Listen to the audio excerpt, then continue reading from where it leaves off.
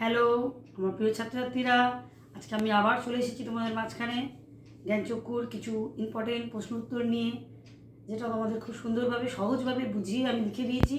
তোমরা একটু পড়ে নিও, পড়লেই তোমরা বুঝতে পারবে। পরের চ্যানেলে আমি আরও কিছু কোশ্চেনের অ্যান্সার দিয়ে দেবো অন্য চ্যাপ্টারে।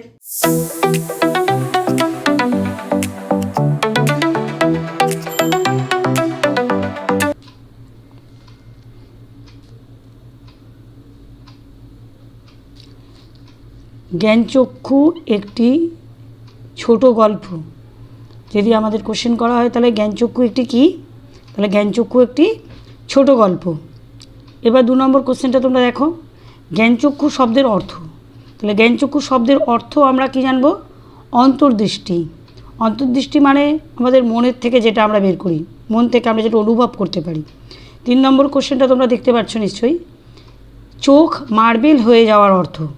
চোখ মার্বেল হয়ে যাওয়ার অর্থ এখানে হচ্ছে অবাক হওয়া। তপনের চোখ মার্বেল হয়ে গেছিলো, তপক যখন অবাক হয়েছিল যে ছোট নতুন মেসোমশাই লেখকরাও এরকম হয় সাধারণ মানুষের মতন। এটা 4 নম্বর কোশ্চেন তোমরা দেখতে পাচ্ছ। 4 নম্বর কোশ্চেনে দেখো লেখা আছে, তপনের নতুন মেসোমশাই হচ্ছেন কে? একজন লেখক। তাহলে এখানে কোশ্চেন আমরা পেয়ে গেলাম, তপনের মেসোমশাই হলেন কে? একজন লেখক। 5 নম্বর কোশ্চেন দেখতে পাচ্ছ। 5 নম্বর কোশ্চেনে রয়েছে তপনের প্রথম রচনা। তাহলে তপনের প্রথম রচনাটা কী ছিল? তা তপনের প্রথম রচনা হলো গল্প। সে একটা গল্প লিখে ফেলেছিল। 6 নম্বরের কোশ্চেনে চলে আসো, তপনের লেখা প্রথম গল্পটি। তাহলে প্রথম গল্পটি কী ছিল? প্রথম দিন। তাহলে তার প্রথম গল্পটাও পেয়ে গেলাম, হলো প্রথম দিন। তারপরে তুমি 7 নম্বর কোশ্চেনে চলে আসো। 7 নম্বরে দেখো কি আছে, তপন যে খাতায় গল্প লিখেছিল সেটি তাহলে কী খাতা ছিল? একটা কোনো খাতায় তো লিখেছিল, সেটা হচ্ছে হোম টাস্কের খাতা। তাহলে তপন যে খাতায় গল্পটা লিখে ফেলেছিল সেটা হচ্ছে তপনের হোম টাস্কের খাতা। 8 নম্বরে চলে আসো। 8 নম্বরে রয়েছে রত্নের মূল্য। রত্নের মূল্য জহুরির কাছে। তাহলে আমাদের যদি এই কোশ্চেনটা করা হয় রত্নের মূল্য কী, তাহলে রত্নের মূল্য আমরা কী লিখব? আমরা শূন্যস্থানে লিখতে পারি জহুরির কাছে। কোশ্চেন দিলেও আমরা লিখতে পারবো রত্নের মূল্য কে জানে? জহুরি জানে, এটাও আমরা লিখতে পারবো। 9 নম্বরে চলে আসো। 9 নম্বরে দেখো কি আছে, জ্ঞানচক্ষু গল্পটি কোন মূল গ্রন্থ থেকে নেওয়া। তাহলে আমাদের এটা জানতে হবে, জ্ঞানচক্ষু গল্পটি আমরা কোন মূল গ্রন্থ থেকে নিয়েছি? কুমকুম। কুমকুম নামক একটা গল্প রয়েছে যেটা মূল গ্রন্থ, তার থেকে আমাদের জ্ঞানচক্ষু কিছুটা আশাপূর্ণা দেবী লিখেছেন, সেই গল্পটা আমরা পড়ছি। এবার 10 নম্বরে কোশ্চেনে চলে আসো। 10 নম্বরে দেখো, রত্নের মূল্য জহুরির কাছে। এখানে জহুরি হলেন কে? নতুন মেশো। কেন এখানে বলেছে নতুন মেশোকে? যেমন আমরা কোনো যদি রত্ন পরি, মূল্যবান রত্ন পরি, ধারণ করি, সেটা কারা জানে? জহুরিরা জানে সেই জিনিসটার আসল নকল খাঁটি সব কিছু। তাহলে তপন যেটা লেখাটা লিখেছে এখানে নতুন মেশো ছাড়া কেউ জানবে না, কারণ নতুন মেশো ছিলেন একজন লেখক। তাহলে লেখকই একমাত্র জানবেন একটা লেখকের কদর। তাই রত্নের মূল্য এখানে জহুরির কাছে, এখানে বলা হয়েছে কে জানবেন? সে জহুরি হলেন নতুন মেশো। এবার চলো ব্যাখ্যামূলক সংক্ষিপ্ত কিছু প্রশ্নের ওপরে যাওয়া যায়। ব্যাখ্যামূলক কোশ্চেন আমাদের কীরকম হতে পারে একটু আলোচনা করে নিই। দেখো ব্যাখ্যামূলক কোশ্চেনে, কথাটা শুনে তপনের চোখ মার্বেল হয়ে গেল। তাহলে কেন হলো? কোন কথা শুনে তপনের চোখ মার্বেল হয়ে গেল? এর সাথে প্রশ্ন থাকবে। তাহলে প্রশ্নটা কী করতে হবে? তাহলে কেন হলো? নতুন মেসোমশাই একজন লেখক। তাহলে নতুন মেসোমশাই একজন কি? নতুন মেসোমশাই যে একজন লেখক, এই কথাটা শুনে তপনের চোখ মার্বেল হয়ে গেল। তাহলে বোঝা গেল তপনের চোখ মার্বেল হওয়ার কারণটা, যে নতুন মেসোমশাই একজন লেখক, সেই কথাটা শুনে তপনের চোখ মার্বেল হয়ে গেল। এতদিন তপন ভাবত লেখকরা অন্য জগতের মানুষ, কিন্তু যখন সে শুনল তার মেসোমশাই লেখন এও সেই বই ছাপাও হয়, তাই চোখ মার্বেল হলো। তাহলে এতদিন তপন কী জানতো?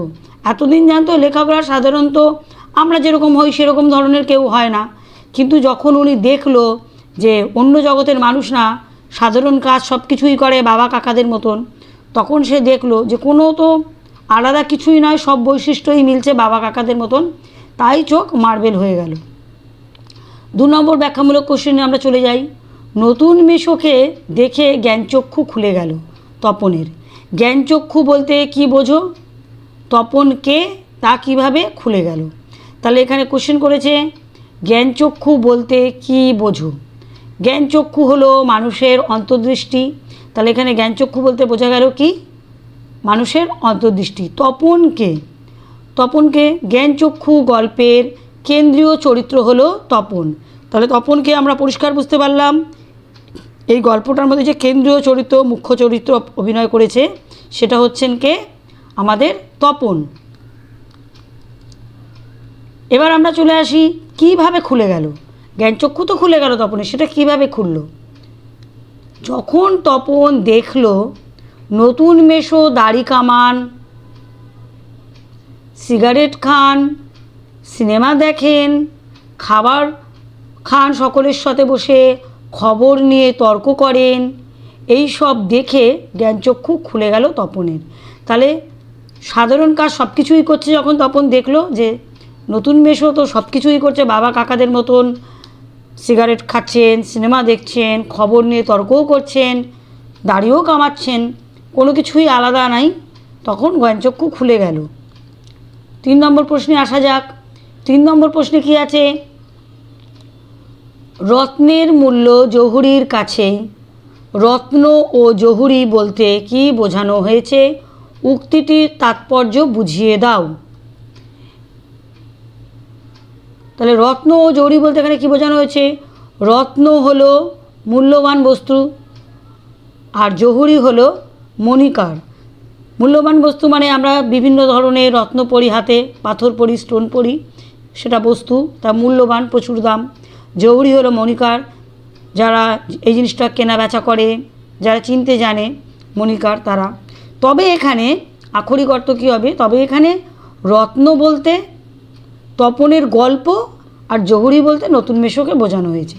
তবে এখানে রত্ন মূল্যবান বস্তু হলেও আর জহুরি মণিকার হলেও সেটা বোঝানো হয়নি। এখানে তার ভেতরের গভীরতা দেখতে গেলে এখানে বোঝানো হয়েছে রত্ন বলতে তপনের গল্প আর জহুরি বলতে এখানে নতুন মেশোকে বোঝানো হয়েছে। আলোচ্য অংশটি আশাপূর্ণা দেবী লিখিত জ্ঞানচক্ষু থেকে নেওয়া হয়েছে। তাহলে আলোচ্য অংশটি নেওয়া হয়েছে আশাপূর্ণা দেবী লিখিত জ্ঞানচক্ষু থেকে। জহুরি যেমন জহর চেনে, তেমনি তপনের লেখার কদর কে চিনবে? কদর লেখক মেশোই বুঝবে। জহুরি যেমন জহর চিনবে, তার লেখার কদর তো একটা লেখকই চিনবে।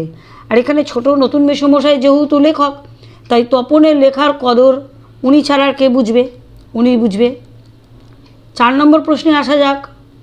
শুধু এই দুঃখের মুহূর্তে গভীর সংকল্পে তপন, দুঃখের মুহূর্তটা কি? তপন কি সংকল্প করেছিল? তপনের প্রকাশিত গল্পটি পড়তে গিয়ে সে বুঝতে পারে কারেকশন করতে গিয়ে লেখক মেশো